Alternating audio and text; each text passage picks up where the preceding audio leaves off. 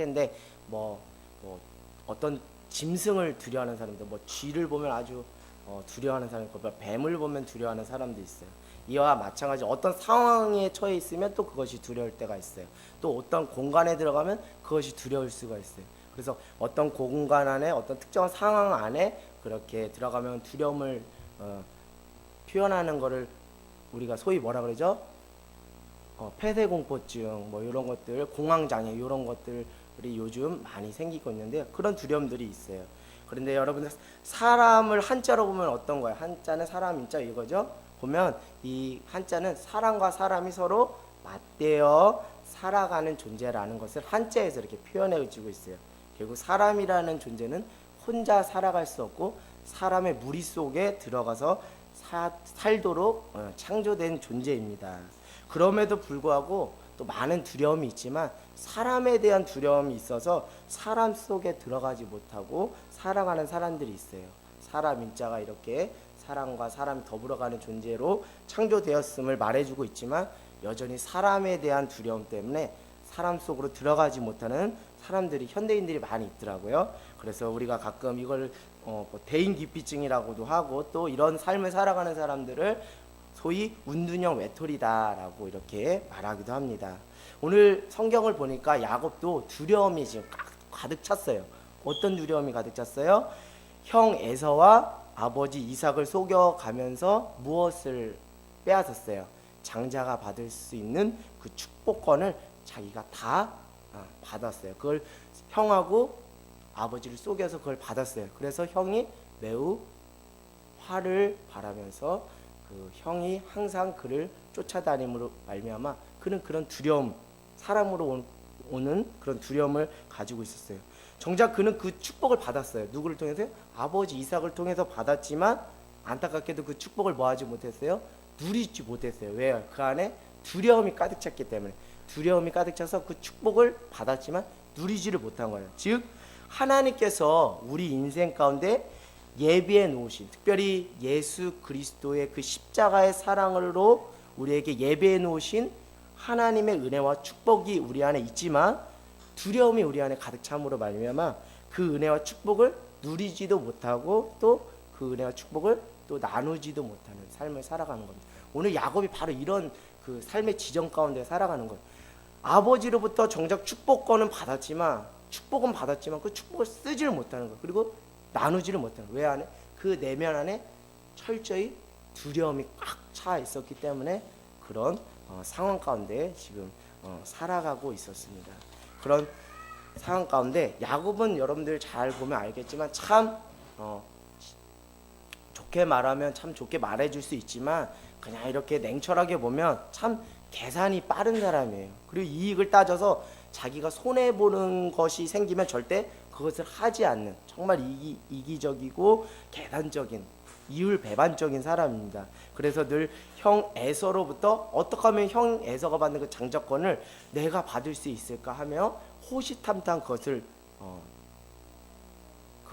빼앗아 가려고 몸부림쳤어요. 아주 그것을 눈치를 보면서 어떻게 하면 그것을 빼앗아 갈 수 있을까 계산을 했던, 아주 계산을 했던 치밀함을 보였던 사람입니다.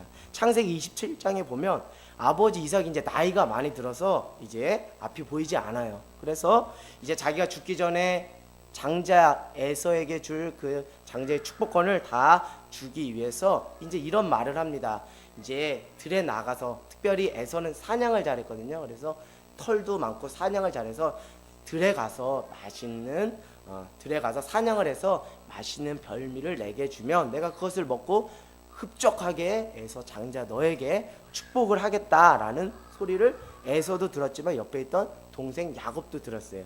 그것을 듣고 이때다, 기회는 이때다 해서 형이 들에 나가서 사냥하는 틈을 타서 자기가 형처럼 털로 분장하고 또 염소 새끼로 맛있는 그 별미를 만들어서 아버지한테 드림으로 아버지가 먹고 형 에서에게 갈 그 장자의 축복권을 누가 받았어요? 야곱이 싹 받은 거예요.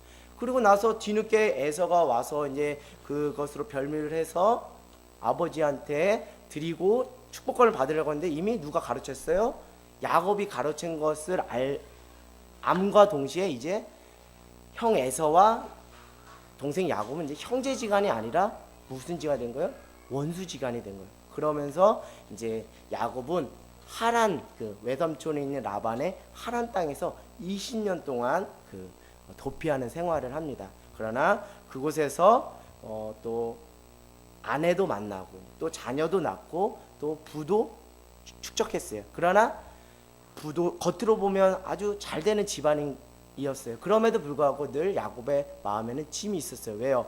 내가 아버지와 형을 속이고 그 축복권을 받은 그런 사람이라는 그 죄책감과 그 죄스러움이 늘 그 마음을 불편하게 만드는 거예요. 그래서 결국 창세기 31장에 야곱은 하란 땅에서의 그 20년의 도피 생활을 정리하고 가족과 소유물을 이끌고 이제 다시 고향 가나안 땅으로 떠나려고 했습니다. 그러나 그곳에 누가 있는 거예요? 자기를 그토록 죽이려고 하는 형 에서가 있는 거예요. 그러니까 형 에서를 거기서 맞닥뜨려야 돼. 자기 고향으로 가려면 형 에서를 맞닥뜨려야 되는 거예요. 결국 이제 야곱은 형 에서에 대한 그 두려움을 뛰어넘어야 고향 가나안 땅에 들어갈 수 있었어요. 야곱은 사람에 대한 두려움, 즉 형에 대한 두려움이 있었습니다. 혹시 형이 가족과 또 가축들을 모두 죽일까 봐 두려웠어요. 그래서 이제 야곱이 싸워야 할 것은 그 형에 대한 두려움을 뛰어넘는 것이었습니다. 이것을 잘 싸워야 자신의 삶에 진정한 승리가 있으며 자신의 고향인 가나안 땅에 들어갈 수 있다라는 그런 결론을 내리고 있는 상황 가운데 있는 거예요. 여러분, 사랑하는 여러분들, 우리가 싸워서 넘어서고 극복하고 추월해야, 뛰어넘어야 각자만의, 그리고 각자만의 그 가지고 있는 그 마음의 짐을 뛰어넘어야 우리가 하나님께서 우리에게 예비하신 영원한 본향 고향인 어디로 들어갈 수 있는 거예요? 가나안 땅, 천국에 들어갈 수 있는 거예요. 우리가 문자적으로 보면 야곱이 가나안 땅을, 고향 가나안 땅을 들어가지만 우리가 영적으로 보면 우리 안에 있는 그 두려움, 우리가 넘어서야 할 그런 것들을 뛰어넘지 않으면 우리 안에 무엇이 임할 수 없어요? 하나님의 영원하신 그 약속의 땅인 그 천국, 가나안 땅, 그 본향이 우리 안에 허락될 수가 없는 거예요. 오늘 그 싸움 앞에 지금 야곱은 서 있는 거예요. 아, 내가 이제 그 형에 대한 두려움을 떨쳐버리고 고향에 가서 형과 화해하고 이제 제2의 인생을 살아야겠구나라는 그런 생각을 하지만 여전히 그 안에 무엇이 있는 거예요? 두려움이 있는 거예요. 두려움이 있는 거예요. 이와 마찬가지로 어떤 사람은 어렸을 때 받았던 그 상처, 그리고 또 가난한 삶, 뭐 어떤 비교의식과 그리고 어떤 더러운 나의 죄의 모습, 그리고 나의 교만과 욕심이라는 그런 어떤 그 나의 그 한계를 넘어서지 못하게 하는 그 장애물이 있습니다. 그것을 오늘 하나님은 야곱에게 말씀하신 것처럼 우리에게도 그걸 넘어서야 내게 땅에서도 하늘을 품는 그 하나님의 나라가 임한다고, 너에게 허락된다고 주님께서 말씀하고 있는 것입니다. 야곱은 지금 눈앞에 자신의 고향 가나안 땅이 있어요. 그러나 형에 대한 그 두려움이 커서 하나님이 약속하신 가나안 땅에 지금 쉽게 들어가지를 못하는 거예요. 축복이 여기 있다라고 하지만 그 축복을 내가 쟁취하지 못하는 거예요. 내 안에 그 두려움이 있기 때문에. 그래서 32장부터 야곱은 형에 대한 두려움을 뛰어넘어 형에게 용서를 구하고 형과 만나는 준비를 32장에 보면 이렇게 하고 있습니다. 그러나 여전히 야곱은 자신 앞에 놓인 그 두려움의 문제를 어떻게 처리하는지 우리가 보면 알겠지만 옛날처럼 자신의 생각으로 계산하고 앞뒤를 따지며 어떻게 하면 손해를 가장 적게 받을까 고민하는 모습이 나와요. 전적으로 하나님의 은혜를 구하며 자신의 연약함을 시인하고 인정하는 것이 아니라 여전히 옛날 방식대로 어떻게 하면 계산을 하고 앞뒤를 따져서 손해를 최소한으로 받을까라는 그런 인간적인 그 방법을 취하는 모습이 나옵니다. 우리 32장 3절에서 6절을 한번 볼까요? 32장 3절에서 6절을 보면 읽지는 않겠습니다. 32장 3절에서 6절을 보면 여기 보면 야곱이 앞서 사람들 앞에 가나요? 사람들을 먼저 형 에서에게 보내나요? 그거 왜 그럴까요? 자기 안에 여전히 두려움이 있기 때문에 사람들을 먼저 보내서 형의 상태를 파악하고 형이 마음이 좀 좋아졌다, 뭉글뭉글해졌다, 그러면 그때 가려고 지금 인간적인 방법을 쓰는 거예요. 그런데 들려오는 소문은 무엇이냐면 6절에 보니까 형이 야곱을 만나는데 몇 명을 데리고 나온다고요? 400명을 끌고 온다니까 덜컥 뭐가 더 생기는 거예요. 두려움이 더 생기는 거예요. 그래서 또 야곱은 참 꾀가 좋아요. 머리가 좋아요. 그러나 이게 좀 하나님 앞에 귀하게 쓰임받지 못해서 그런데요. 7절에 보니까 야곱이 심히 두렵고 답답하여 자기와 함께한 동행자와 양과 소와 낙타를 뭘로 나눴다고요? 두 떼로 왜 나눴을까요? 8절에 나오잖아요. 한 떼를 치면 한 떼라도 뭐 할 수 있기 때문에 건질 수 있기 때문에. 야곱이 이런 사람이에요. 어떻게 하면 최소한의 손해를 보면서 그 일을 정말 진심 어린 사고가 아닌 그냥 무마해 버릴 수 있을까라는 어떤 인간적인 생각이 있는 거예요. 그가 넘어야 될 산이 무엇인지는 알아요. 그러나 그 방법을 여전히 인간적인 방법으로 그는 하려고 했습니다. 그만큼 야곱은 계산이 빠르고 손해보기를 싫어하여서 자신이 예전에 경험했던 생각과 경험을 다 동원해서 그 문제를 풀어가려고 했지만 그것조차 역부족인 거예요. 그 역부족이라는 그 표현이 어디에 있냐면 9절에 있는 거예요. 9절 제가 읽겠습니다. 야곱이 또 이르되 내 조부 아브라함의 하나님 내 아버지 이삭의 하나님 여호와 주께서 전에 내게 명령하시기를 내 고향 내 족속에 돌아가라 내가 내게 은혜를 베풀리라 하셨나이다. 32장 9절부터 야곱은 서서히 이제 자신의 한계를 인정하고 하나님을 의지하는 장면이 나옵니다. 그런데 여러분 이 장면을 제가 이제 말씀을 준비하면서 놀라운 사실 하나를 발견했어요. 그것은 무엇이냐면 32장 9절에 야곱이 태어나서 처음으로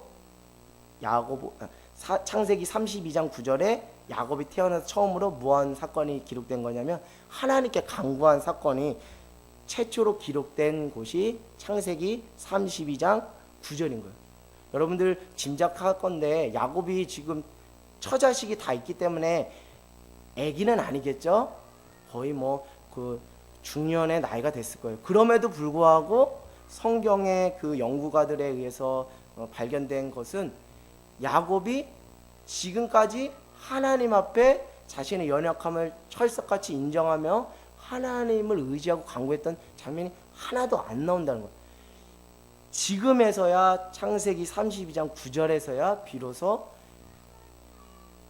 인간적인 계산 이것저것 다 안 되니까 결국 항복하면서 하나님 앞에 간구했던 최초의 기록이 바로 32장 9절의 기록입니다. 어머니 뱃속부터 하나님을 알았어요. 어려서부터 아버지 이삭을 통해서 어머니 리브가를 통해 하나님의 이야기를 듣고 신앙생활을 했습니다. 그러나 야곱은 무엇이 문제였냐면 전적으로 하나님 의지하며 살지를 않았어요. 오늘날로 말하면 신앙생활을 어려서부터 일찍이 해왔습니다. 그러나 진짜 하나님의 은혜를 경험하지 못한 거예요. 여전히 내 힘과 지식과 경험으로도 충분히 살 수 있다라는 생각을 그 착각과 교만으로 살았던 거예요. 그러니까 지금 위기 가운데서도 이렇게 자기가 먼저 나서는 게 아니라 정면 돌파하려고 하는 것이 아니라 사람을 먼저 보내기도 하고 손해를 최소화하려고 이렇게 두 무리를 나눈 인간적인 방법. 그만큼 아주 장기에 능한 사람이에요. 처세술에 능한 사람. 그러니까 하나님을 의지하지 않았던 거예요. 그러나 이제 이것도 안 되고 저것도 안 되고 할 수 없이 이제 하나님 앞에 굴복하는 장면이 나옵니다. 만약에 정말 야곱이 은혜를 경험했다면 진작에 경험했어야 돼요. 왜 경험했을까요? 형이 자기가 형을 속인 것을 알면서 그때부터 뭐를 한다 그랬어요? 도피 생활을 했거든요. 도피 생활. 그래서 하란에서 20년 동안 그 도피 생활을 했는데 그 하란에서조차도 그는 철저히 하나님을 의지하지 않았다? 의지하지 않았다는 거예요. 모세는 그 광야에서 하나님을 만났는데 야곱은 그 도피처인 하란에서조차 하나님을 철저하게 의지하지 않고 여전히 자기의 생각과 방식으로 살아갈 수 있다는 착각과 교만으로 있었어요. 그런데 또 안타까운 것이 무엇이냐면 하란 땅에서 야곱이 궁핍하게 산 게 아니에요. 하란의 삶을 보면 아내도 얻었죠, 처자식도 얻었죠, 가축도 많이 늘어났어요. 인간적으로 보면 그의 삶이 자 예수님 하나님 때문에 잘 풀린다라고 누구는 그렇게 말할 수 있어요.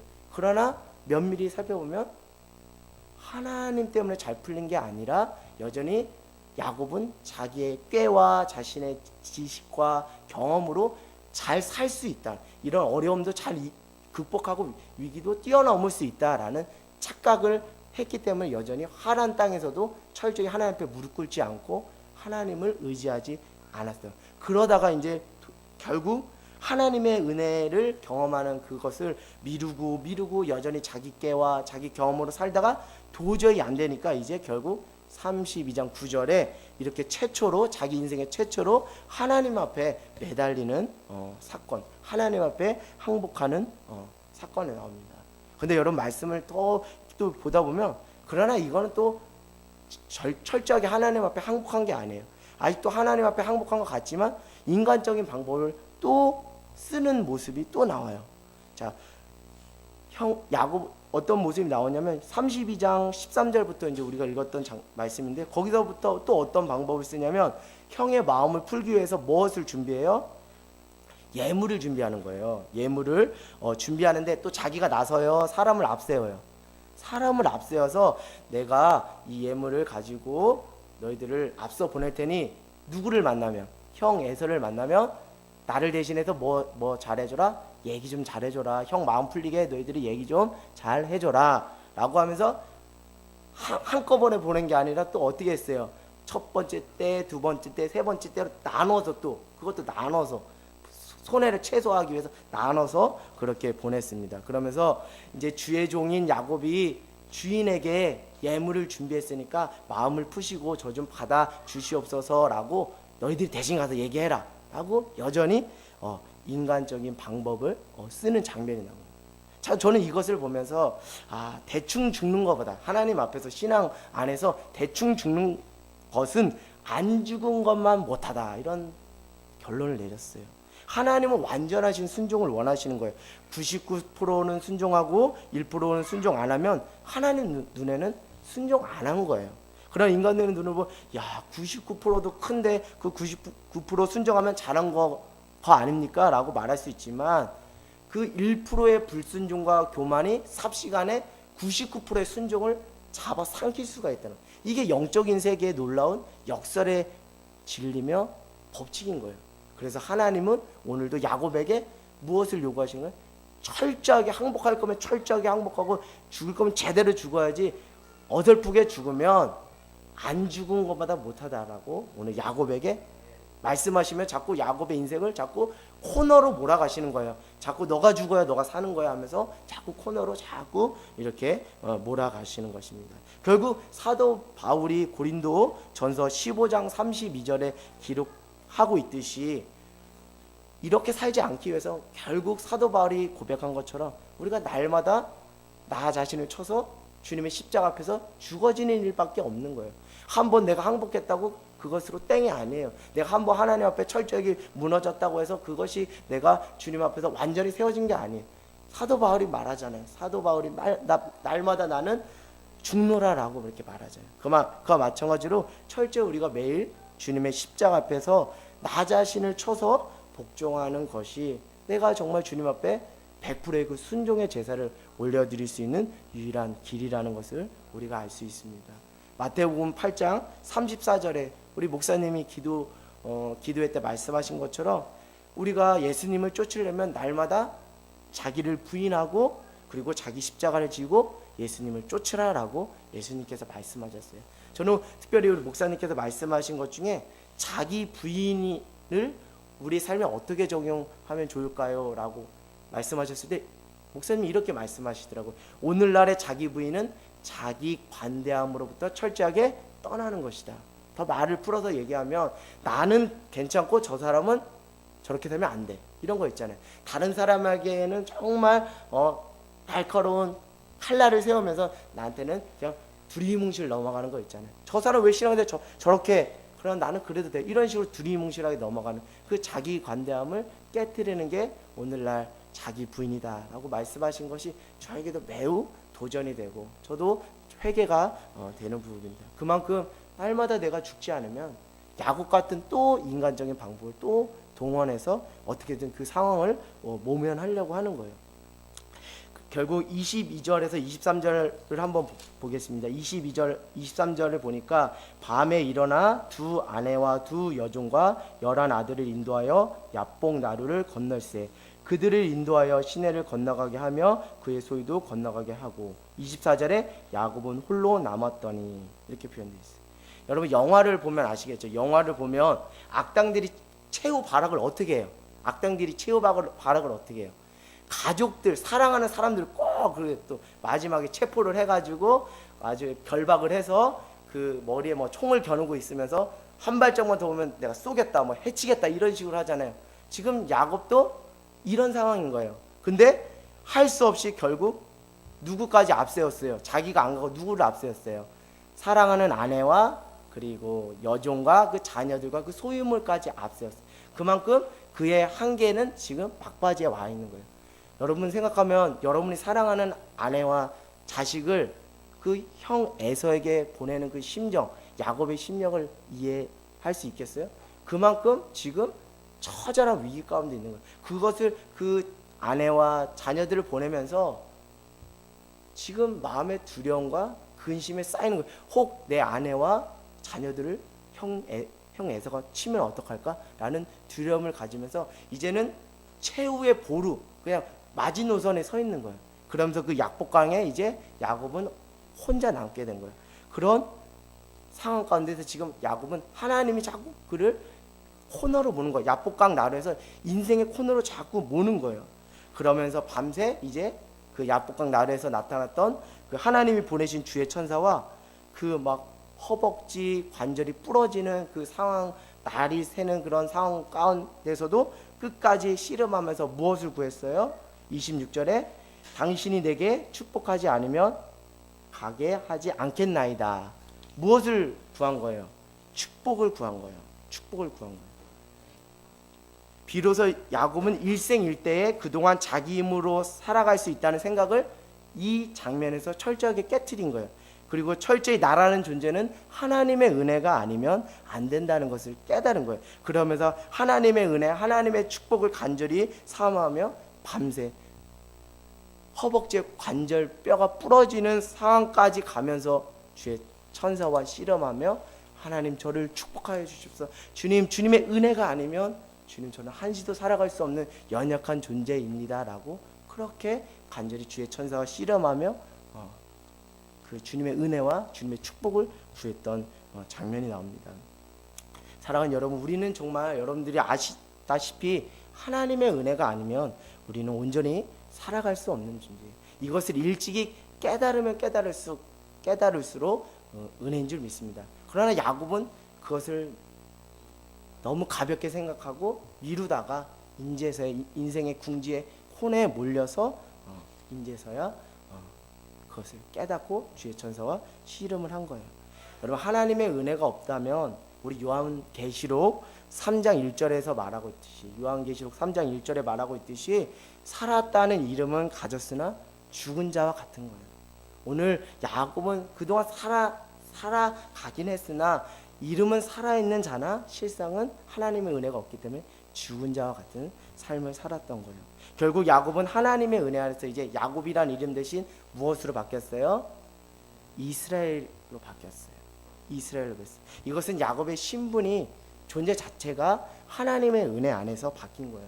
우리가 예수 그리스도를 말미암아 하나님의 은혜 안에서 예수 그리스도를 말미암아 이제는 더 이상 죄인이 아니라 하나님의 자녀된 그 신분을 하나님의 은혜 안에서 받은 것처럼 그 신분의 변화를 경험한 것처럼 지금 야곱도 그런 신분의 변화의 은혜를 경험한 것입니다.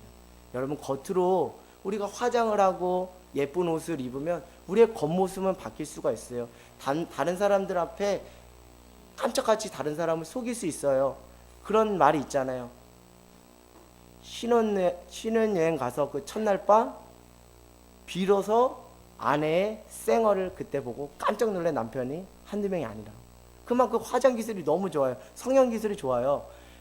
그래서 감추고 살다가 첫날 밤 그것이 들통나면 이건 어떻게 할 수 없는 거예요. 빼도 박도 못하는 거예요. 그만큼 겉모습은 우리가 화장을 통해서든지 뭐 옷을 통해서도 그만큼 우리가 변화를 줄 수 있어요. 그러나 우리의 내면과 우리의 존재, 우리의 마음가짐은 하나님의 은혜가 아니면 우리가 변할 수 없는 거예요. 오늘 하나님의 은혜를 경험했기 때문에 야곱이 이스라엘이라는 존재로 그 신분이, 그 내면이 바뀌는 은혜를 경험한 거예요. 여러분, 무엇으로 우리의 삶의 변화를 꾀하려고 하세요? 세상의 물질이나 뭐 세상의 사회적 위치, 그것으로 여러분 바뀔 수가 있어요. 그러나 그것은 겉모습만 바뀌는 것이 우리의 영혼을 살찌우고 우리의 내면을 변화시키는 그런 힘은 없는 거예요. 철저히 우리의 영혼을 변화시키고 우리의 내면과 존재의 신분 자체를 변화시킬 수 있는 것은 하나님의 은혜밖에 없는 줄 믿습니다. 그 하나님의 은혜가 야곱에게 임해서 지금 야곱이 아니라 이제 너는 이스라엘이다라고 그렇게 하나님께서 그 은혜를 주신 것입니다. 여러분, 이제는 우리가 하나님의 은혜 보좌로 나아가기를 원해요. 요즘 두려워하지 마시고 이 두려움이 더 여러분들을 엄습할수록 더 은혜의 보좌로 나가는 은혜가 있기를 원합니다. 이제 나를 두려움 가운데 빠뜨리는 나의 연약함을 이제는 하나님 앞에 한번 맡겨보세요. 그리고 하나님 앞에서 이젠 도망가지 말고 직면해 보세요.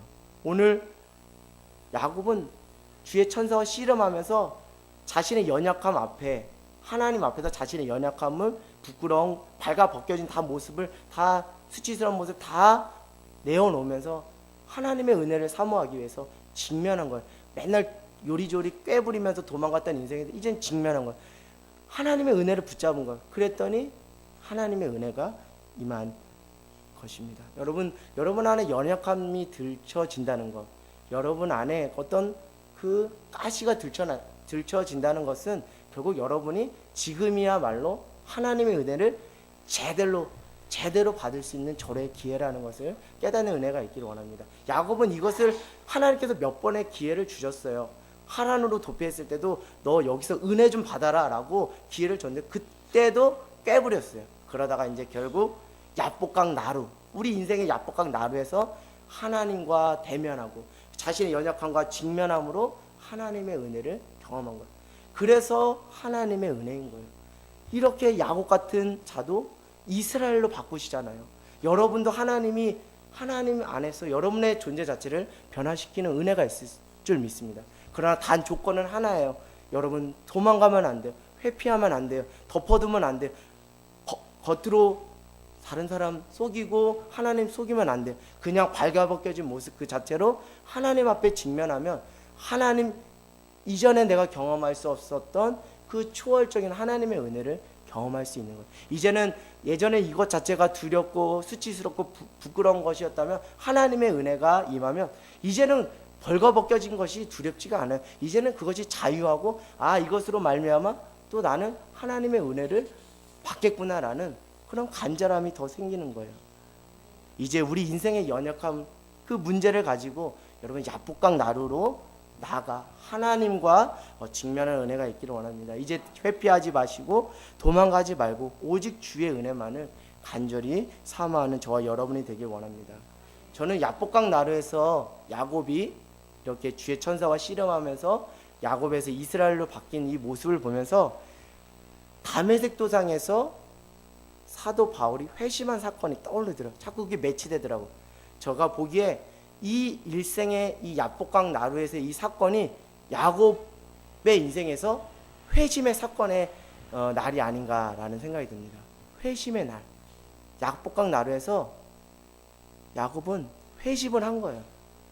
여러분, 우리도 인생의 야복강 나루가 우리에게 임할 수 있어요. 그때 여러분 그냥 스쳐 지나가지 말고 철저히 나의 삶의 태도나 자세를 이제는 하나님께로 바꾸는 은혜가 있기를 원합니다. 그래서 우리가 그 안에서 회심을 경험하는 은혜가 있기를 원합니다. 여러분, 끝으로 하나님 은혜 안에서 자발적인 삶으로 변화되는 은혜가 있기를 원합니다. 여러분, 야곱이 무엇으로 바뀌었다고 그랬어요? 이스라엘로 바뀌었어요. 그것이 구체적 삶의 모습 속에 드러났어요. 여러분, 그걸 제가 알려드릴게요. 무엇이냐면 32장 1절에서부터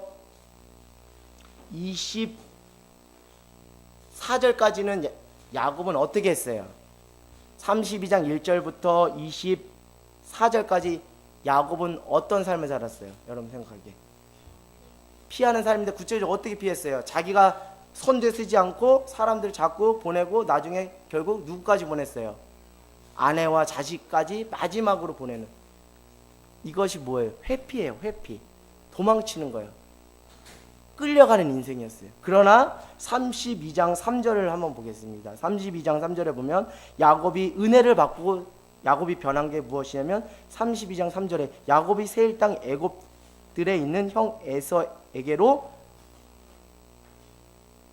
자기보다 앞서 사자를 보내며, 자, 이 말씀을 보면서 우리가 이 32절을 통해서 보면 이제는 그 야곱이 31장과 32장에서 나오는 이 말씀을 보면 야곱이 이제는 끌려다니는 인생이 아니라 이제는 뭐하는 인생으로 바뀌었어요? 주도하는 인생으로 바뀐 거예요.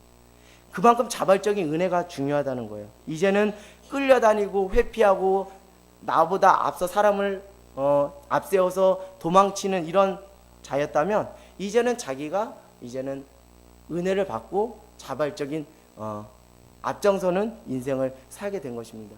교회에서 신앙생활을 하다 보면 가끔 이런 분들이 있어요. 아, 저는 못해요. 저는 처음에 이렇게 생각했어요. 아, 저분이 성격이 낯가림이 심하고 그래서 그런가 보다. 낯가림으로 말하면 저도 낯가림이 많은 사람이에요, 사실. 그럼에도 불구하고 제가 여러분 앞에 담대히 나갈 수 있는 것은 하나님의 은혜를 경험했기 때문에 나가는 거예요. 결국 교회 일을 한다는 거, 하나님의 나라 사역을 한다는 것은 어떤 뭐 성격이 낯가림이 많고 그래서 할 수 있는, 그렇게 해서 하는 게 아니에요. 결국 하나님의 나라 사역은 성격으로 하는 것이 아니라 오직 하나님의 은혜로 하는 거예요. 여러분, 이제는 끌려가는 인생 되지 않기를 원합니다. 야곱이 이스라엘로 바뀐 것이 그냥 이름만 바뀐 게 아니에요. 끌려가는 인생에서 이제는 주도하는 인생으로 바뀐 것입니다. 이제는 수동적인 인생에서 능동적인 인생으로 바뀐 거예요. 이제는 하나님의 은혜 안에서 자발적이고 창조적인 삶으로 바뀐 거예요. 여러분, 그 은혜를 가지고 이제 교회와 가정과 직장과 이웃 5대양 6대주로 열방으로 나가시기를 원해요. 이제 은혜를 쏟아 부어주기를 원해요. 그 하나님이 주신 그 축복을 이제는 세상 가운데 쏟아주는 은혜가 있기를 원합니다. 그럴 때 하나님께서 여러분의 인생을 빛나게 하는 은혜가 있을 줄 믿습니다. 혹 여러분 인생에 지금 야복강 나루에 여러분이 서 있어요? 그러면 이제는 회피하지 마시고 도망가지 마시고 그의 삶의 자리에서 믿음으로 하나님의 은혜를 간구하며 정면 승부를 하는 은혜가 있기를 원합니다.